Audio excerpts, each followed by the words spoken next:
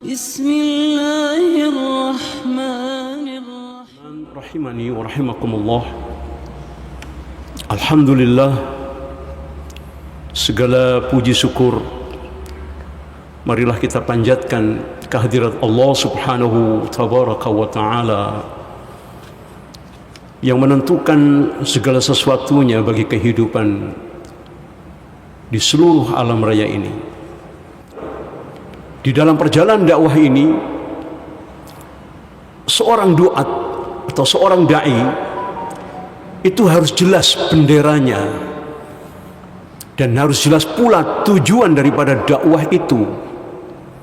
Jelas benderanya adalah merupakan satu gambaran dari seluruh variabel-variabel di dalam dakwah itu, tidak lain menunjukkan satu eksistensi dan identitas yang jelas dan kuat siapa seorang duat itu, siapa dai itu.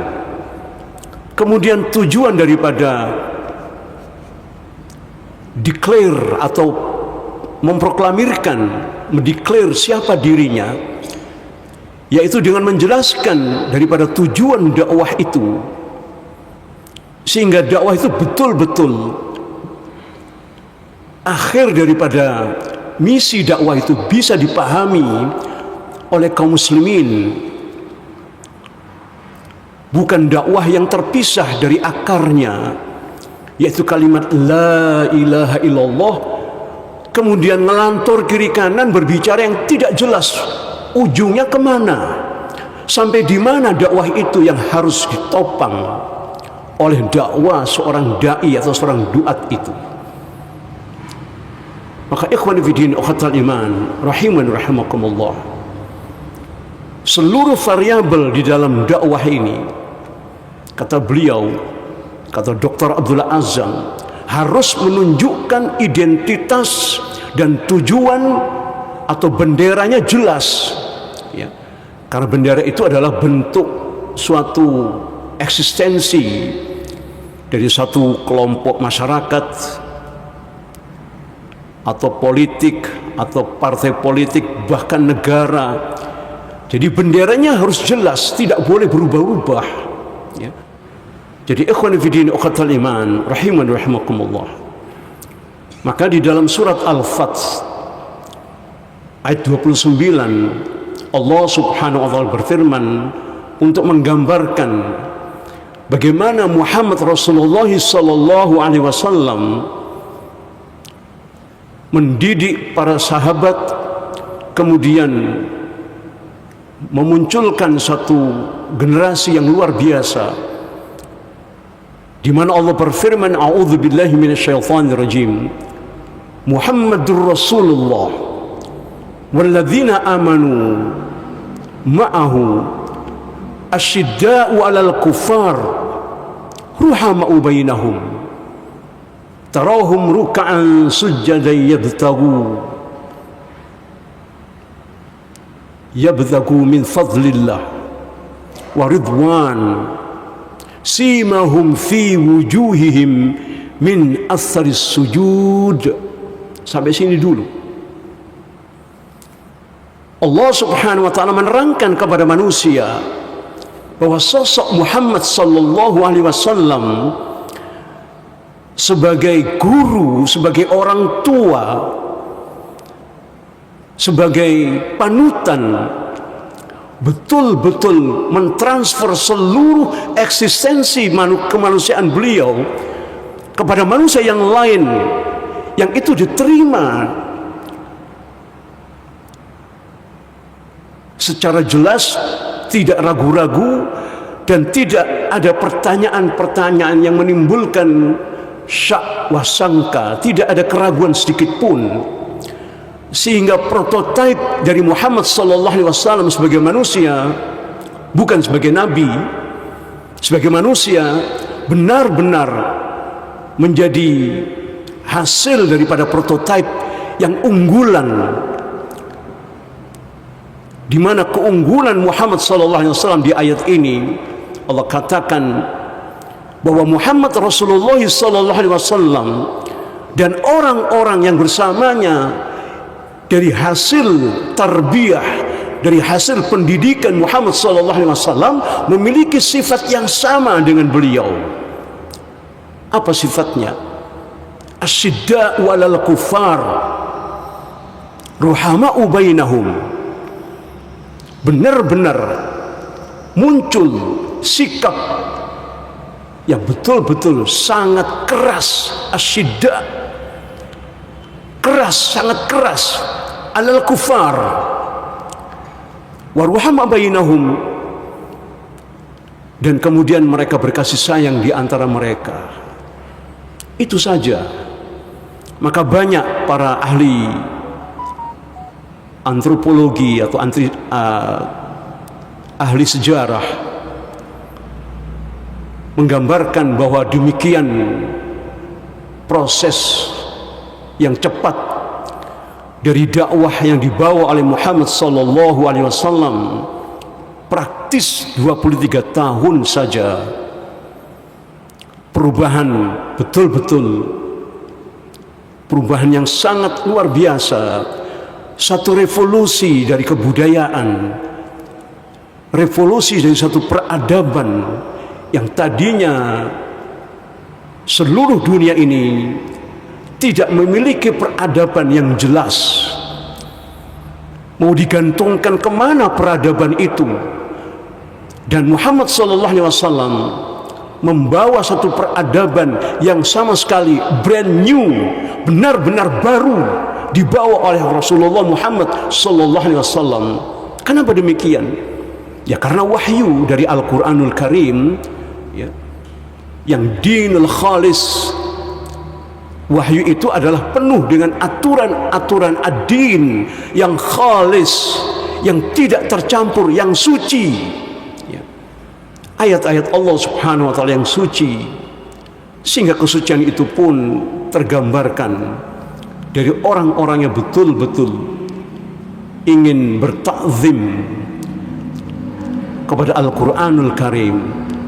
Maka dapat kita lihat di dalam kehidupan masyarakat kita ini, ya, begitu kuatnya para santri penghafal Quran terutama sangat takzim terhadap Al-Quranul Karim. Jadi ujung daripada dakwah ini adalah menegakkan Al-Quran sebagai satu syariat yang telah ditetapkan oleh Allah Subhanahu wa ta'ala sebagai perundang-undangan bagi seluruh manusia, di mana Allah Subhanahu wa ta'ala berfirman, a'udzubillahi minasyaitonir rajim, syara'a lakum minad din ma wassa bihi nuhan walladzi auhayna ilaika wa ma wasana bihi Ibrahim wa Musa wa Isa an aqimud din wa la tatafarraqu fihi kabur 'alal musyrikina ma tad'uuhum ilaihi. Allah yastabi ilaihi may yunib, Allah yastabi ilaihi may yasha wa ilaihi may yunib. Allah berfirman, syara'a lakum minad din, telah disyariatkan oleh Allah Subhanahu wa ta'ala, sudah menjadi satu ketentuan hukum yang harus diberlakukan dari seluruh dakwah-dakwah yang didengungkan untuk mengajak manusia. Ujungnya tidak ada kata lain, syara'a lakum minad din.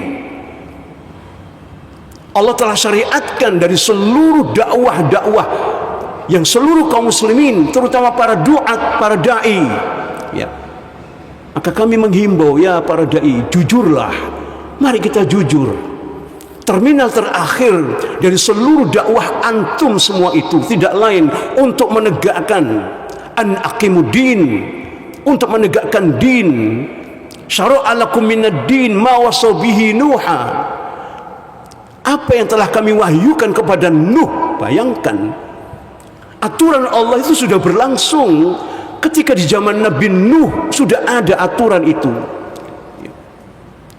Tsumma ja'alnaka 'ala syariah, kemudian kami jadikan engkau Muhammad di atas satu syariat, di atas satu perundang-undangan.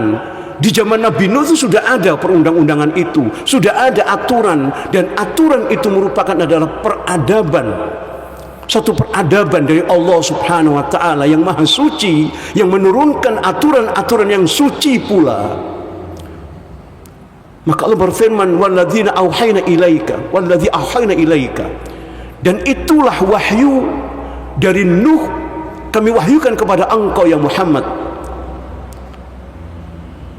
ma wasabihi Ibrahim wa Musa wa Isa, dan itu pula yang kami wahyukan kepada Ibrahim, kepada Musa dan kepada Isa. Nabi Nuh, Nabi Ibrahim, Nabi Musa dan Nabi Isa, Allah telah tetapkan syara'a lakum minad din, telah ditetapkan aturan-aturan atas seluruh nabi yang kami sebutkan tadi itu. Nabi Nuh, Nabi Ibrahim, Nabi Musa dan Nabi Isa. Kemudian Allah perintahkan kepada seluruh para nabi tadi itu, atau yang disebut sebagai ulul azmi, ya. Allah katakan an aqimuddin wa la tatafarraqu fihi. An aqimuddin, tegakkan din, bahwa tegakkan aturan-aturan Allah Subhanahu wa taala itu dari seluruh keterangan dakwah yang antum sampaikan kepada umat. Jadikan itu sebuah lembaga, satu institusi kelembagaan dalam rangka untuk an aqimuddin, dalam rangka untuk menegakkan din. Lembaganya namanya apa? Lembaganya tidak lain, namanya adalah Daulah Islamiyah.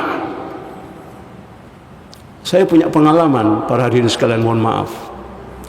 Saya pernah dialog dengan seseorang ditakdirkan oleh Allah Subhanahu wa taala. Beliau adalah mantan ketua PWNU Jawa Timur, Profesor Dr. Ali Maskan Musa. Di dalam satu diskusi, beliau katakan, setelah saya melihat, mempelajari di dalam ensiklopedia Islam, tidak ada perintah Allah untuk menegakkan negara Islam. Itu tidak ada, kata beliau. Saya katakan, memang kalau di Al-Quran tidak ada kalimat an aqimu daulah islamiyah, tidak ada ayat itu. Yang ada itu an aqimu din wala tatafarraqu fihi. Yang ada itu tegakkan din. Tidak terbatas pada Indonesia, tidak terbatas pada satu wilayah teritorial, tidak. Seluruh muka bumi ini harus ditegakkan din. Oleh siapa? Tidak lain adalah Taifah Al-Mansurah, ya. Di dalam hadis yang telah kita pelajari, bahwa sekelompok manusia yang kata Rasulullah, ya, min ummati, Taifah min ummati, kelompok dari umatku, ya, yang akan menyebarkan Islam ini ke seluruh penjuru dunia, ya. La yablughun hadzal amr, kata Rasulullah, pasti akan sampai urusan-urusan agama ini, urusan-urusan din ini akan sampai. Ma balaghal laila wan nahar, sebagaimana sampainya cahaya matahari dari malam ke siang, dari siang ke malam, terus begitu. Setiap bumi pasti akan mengalami siang dan malam, walaupun durasinya ada yang agak lama, ada yang 6 bulan, ada yang 24 jam, ada yang 30 jam, berbeda-beda. Tapi tidak ada satu jengkal pun di muka bumi ini yang tidak dilewati oleh matahari. Tidak ada, seluruhnya. Ma balaghal laila wan nahar wa la yatrukullahu baita madarin wala wabarin, kata Rasulullah. Dan Allah tidak meninggalkan satu jengkal pun di muka bumi ini illa adkhallahu hadzal din, kecuali Allah akan memasukkan urusan-urusan agama ini ke seluruh penjuru, sebagaimana masuknya sinar matahari dan hilangnya matahari. Subhanallah. Tentu ini bukan pekerjaan mudah. Kalau Allah mau, gampang sebenarnya, bisa saja. Tapi Allah ciptakan manusia sebagai khalifah, di mana istilah ini betul-betul dimusuhi oleh orang-orang kafir. Akan kita lihat ayatnya bahwa orang-orang kafir itu tak senang dengan para muwahhid, marah kalau kemudian kita meneriakan Allahu Akbar, atau kita jelaskan tentang daulah Islamiyah, atau kita jelaskan atau kita terangkan di dalam Al-Quran tentang pentingnya berhukum dengan hukum Allah. Bayangkan ada orang Islam mencela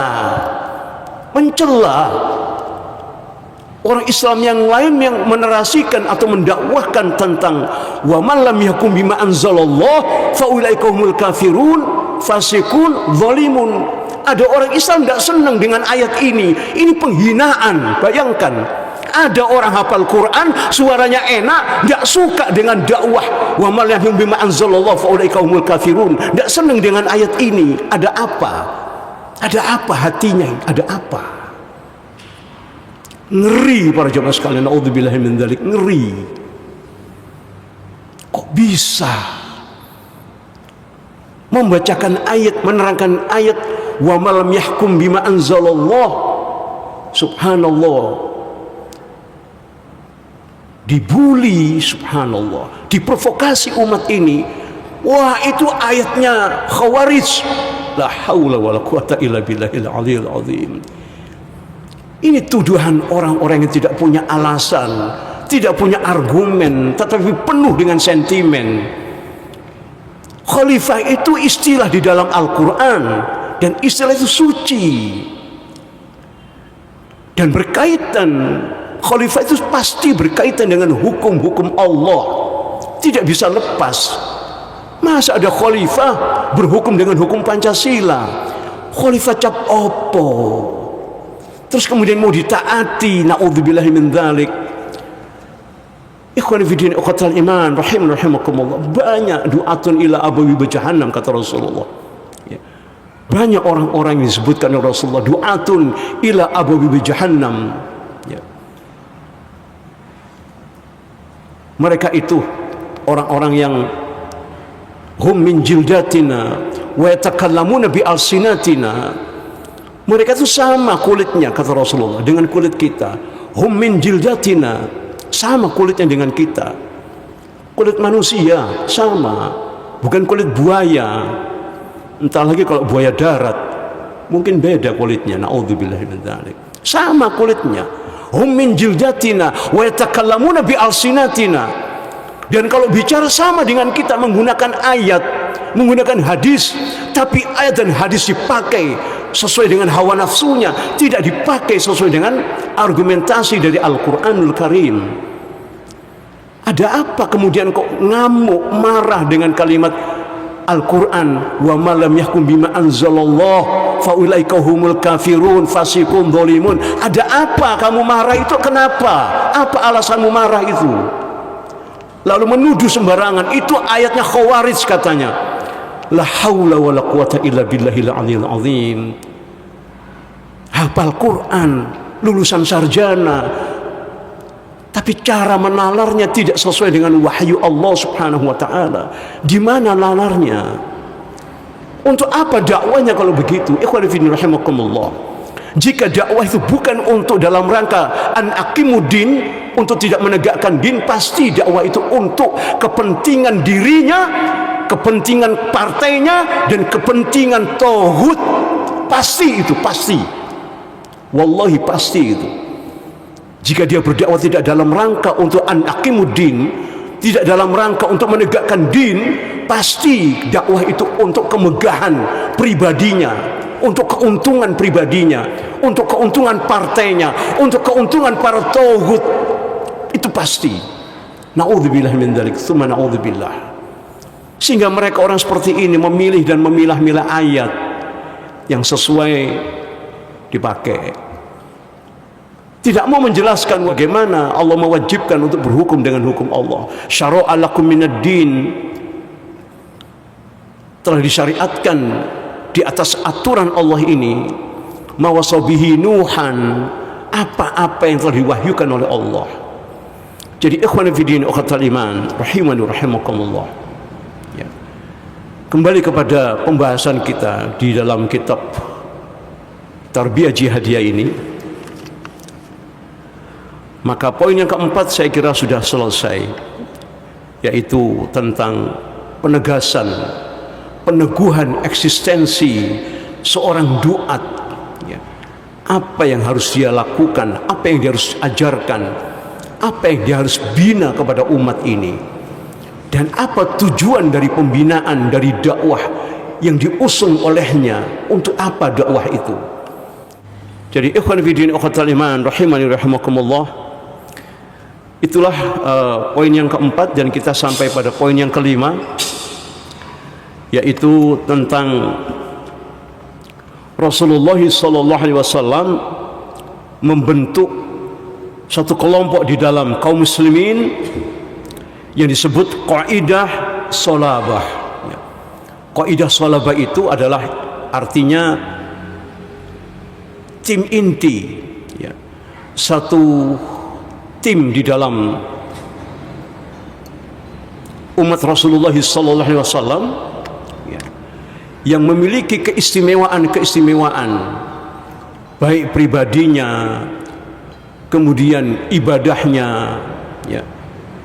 Ini dipilih oleh Rasulullah SAW, dan tidak ada iri dengki di antara mereka yang tidak terpilih sebagai tim inti dari Rasulullah, karena mereka selalu apa yang disampaikan oleh Allah dan Rasulnya, sami'na wa ata'na. Itulah ciri orang-orang bertauhid. Jika sudah diperintah oleh Allah dan Rasulnya, sami'na wa ata'na. Kalau kita sami'na wa ata'na, pikir-pikir dulu katanya. Kalau sesuai dengan keinginan saya, mau saya. Tapi nek tak pikir-pikir aku rotok loro kabeh, ya ndak, naudzubillah min dzalik, summa naudzubillah. Ya, itu bukan sikap orang bertauhid, ya. Itu sikap pecundang dan sikap petualang, naudzubillah min dzalik, petualang dakwah namanya, naudzubillah min dzalik.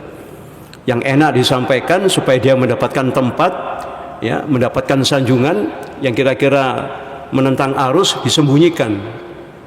Ya Allah, na'udzubillah min dzalik. Innal ladzina yaktumuna ma anzalallahu minal kitabi wa yashtaruna bihi thamanan qalila ulaika ma yakuluna fi butunihim illa an-nar wa la yukallimullahu yaumal qiyamah wa la yuzakkihim. Na'udzubillah min dzalik. Allahumma arhamna bil Qur'an. Sesungguhnya orang-orang yang menyembunyikan dari apa yang Al-Qur'an kami turunkan, kemudian menjual ayat-ayat yang disembunyikan tadi itu dalam rangka untuk menyalahkan orang lain, juga dalam rangka untuk mengangkat pamornya dengan ayat itu, sehingga dia mendapatkan pamor. Kenapa? Karena dia mampu, ya, menjelek-jelekkan saudaranya. Wah, itu khawarij.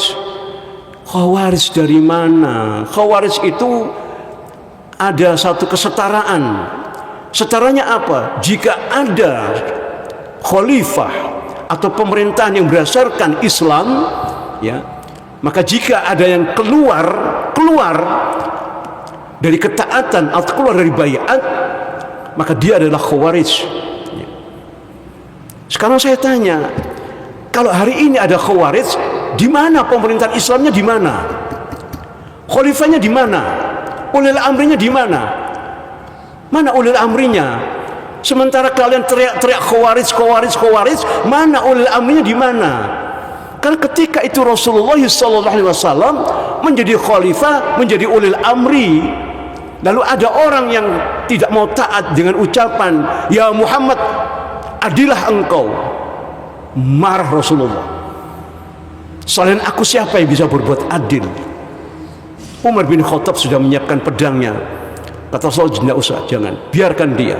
Akan keluar dari dirinya, dari belakang punggungnya, orang-orang seperti itu, orang-orang yang membangkang dari ketaatan kepada Allah dan Rasulnya. Itu khawarij namanya, ya. Kalau pemerintah yang dikatakan ulil amri lalu keluar dari ketaatan kepada Allah dan Rasulnya, apa namanya? Ya khawarij, ya khuruj, keluar dia, ya. Keluar dari apa? Namanya pemerintah. Lo gampang bikin pemerintah itu, gampang. Satu hari selesai bikin pemerintahan itu, gampang. Tapi menegakkan pemerintahan yang berdasarkan Al-Quran dan Sunnah, apa mungkin hari ini? Kalau menegakkan pemerintahan yang lain gampang, tidak pakai dijajah pun bisa merdeka, bisa declare, bisa memproklamirkan, tidak perlu dijajah.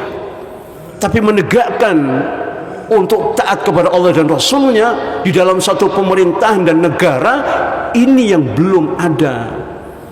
Tapi bibit-bibit ini sudah ada hampir di seluruh dunia. Ikhwan fillah rahimakumullah. Kami terangkan ini. Di mana-mana kemenangan-kemenangan para mujahidin Daulah Islamiyah telah mencapai beberapa wilayah di Afrika. Bahkan konon sudah mulai 6 bulan yang lalu, bahkan lebih, ya, mujahidin Daulah Islamiyah sudah hampir masuk ke dataran tinggi Golan dan Gaza, hampir masuk.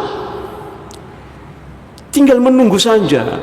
Kalau kita mengikuti estimasi perhitungan 1 abad munculnya mujtahid, munculnya pembaharu, kalau kita hitung dari 1924 sampai hari ini, fa insyaallah tinggal 2 tahun lagi, dan tidak terasa. Tidak terasa kita ini sudah dijajah. Tidak boleh berhukum dengan hukum Allah. Hampir 2 tahun ini, hampir 100 tahun ini, mohon maaf, 98 tahun, sebentar lagi. Ibarat kita ini sudah sampai pada ujung sore. Mari ini buko. Habis ini kita berbuka. Sebentar lagi. Jadi ikhwan fillah uqatal iman rahimani rahimakumullah. Maka persiapkan, jangan sampai kita lengah. Kita lengah dininak bubukkan oleh para pecundang dan para penjilat-penjilat yang menjilat ke pantat-pantat para pemimpin-pemimpin tauhid ini. Ya. Mereka menggunakan ayat-ayat Allah tapi menjilat pantat tauhid. Naudzubillah min dzalik. Tsumma naudzubillah. Ya. Maka kembali kepada apa yang disampaikan oleh Dr. Abdullah Azzam rahimahullah ta'ala, bahwa kaidah sholabah menjadi fokus pembinaan Nabi Sallallahu Alaihi Wasallam dalam tempo yang praktis agak lama. Jadi ikhwan fillah uqatal iman, pembinaan khusus kepada kaidah sholabah ini bukan sekedar membina, mendakwahkan, memberikan contoh, tapi tidak, dibina dengan begitu ketat oleh Rasulullah Sallallahu Alaihi Wasallam. Ya. Walaupun saat itu belum ada asrama seperti hari ini, ya, diasramakan, kemudian dipisahkan dari pergaulan keluarga dan masyarakat. Tidak, tetapi Rasulullah SAW dengan bimbingan Allah Subhanahu wa taala membimbing atau mendidik para yang disebut kaidah sholabah. Termasuk ada 10 sahabat Nabi sallallahu alaihi wasallam di mana Rasulullah memberikan kabar bahwa ada 10 sahabat yang masuk dalam kaidah sholabah. Sebenarnya jumlahnya kurang lebih 30 sampai 35 orang. Bayangkan, 30 dan 35 orang ini praktis dididik oleh Rasulullah SAW, maka berubahlah wajah dunia ini, berubah tatanan hidupan manusia ini, berubah yang dibawa oleh para sahabat ini. Dari 10 sahabat itu ada Abu Bakar As-Siddiq, Umar ibn Khattab, Utsman bin Affan, Ali bin Abi Thalib, kemudian Tolha, kemudian lagi ada Zubair, kemudian ada Sa'id bin Zaid, ada kemudian Sa'ad bin Abi Waqqas, Abdurrahman bin Auf, dan Ubadah bin Jarrah. Ya. Jadi ikhwan fillah uqatal iman, 10 sahabat ini disebutkan spesifik oleh Rasulullah SAW akan masuk ke dalam surga, dan mereka adalah salah salah seorang atau 10 orang di antara yang disebut qaidah sholabah itu tadi, yang dijamin surga oleh Rasulullah sallallahu alaihi wasallam. Langsung namanya disebut.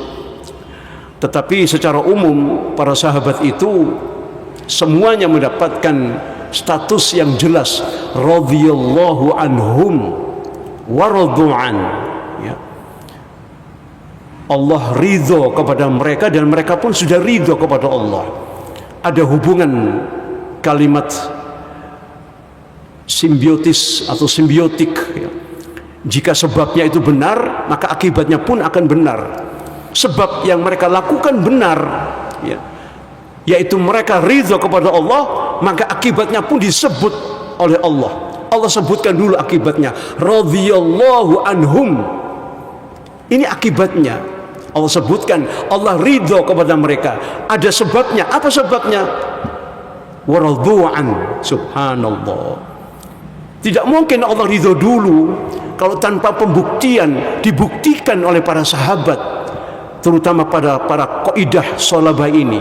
Allah sebutkan mereka sebagai akibat dari apa? Dari sikap mereka.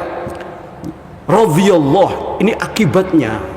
Akibatnya Allah ridho kepada mereka. Sebabnya waradu'an. Subhanallah, dibalik, ya. Kalimatnya dibalik oleh Allah Subhanahu wa taala. Jadi ikhwan fillah, ukhatul iman, rahimakumullah, insyaallah kita masih punya waktu dan pembahasan yang cukup agak panjang di dalam membahas pondasi yang kelima ini, bagaimana Rasulullah membentuk qaidah sholabah, apa itu qaidah sholabah, dan bagaimana Rasulullah menanamkan pokok-pokok daripada pembinaan terhadap qaidah sholabah atau kelompok atau tim inti, ya. Perlu diketahui bahwa seluruh kelompok masyarakat, baik kafir, Yahudi, terutama Yahudi, pasti punya tim inti. Kalau Yahudi itu namanya Freemasonry, ya, satu gerakan yang hanya dikuasai oleh beberapa, kalau sekarang ini dikatakan sebagai apa namanya itu, yang punya dana dan meng-create, yang menciptakan boneka-boneka politik hari ini, ya, sampai militer, sampai kepolisian pun, dan terbongkar hari ini, ikhwan fillah. Semua itu di belakangnya ada kelompok-kelompok inti, ya. Kelompok intilah yang bermain, yang meremut, yang mendrive pemimpin-pemimpin boneka-boneka ini, termasuk seluruh pemimpin kafir di dunia ini adalah boneka-boneka mereka. Akan kita bongkar siapakah mereka ini, dan akan kita komparasikan. Ada studi komparasi tentang antara kelompok Yahudi dan qaidah sholabah insyaallah. Wallahu a'lam bishawab. Aqulu qouli hadza astaghfirullah wa lakum. Innallaha ghafurur rahim. Subhanakallahumma wa bihamdika asyhadu an la ilaha illa anta astaghfiruka wa atubu ilaik. Assalamualaikum warahmatullahi wabarakatuh.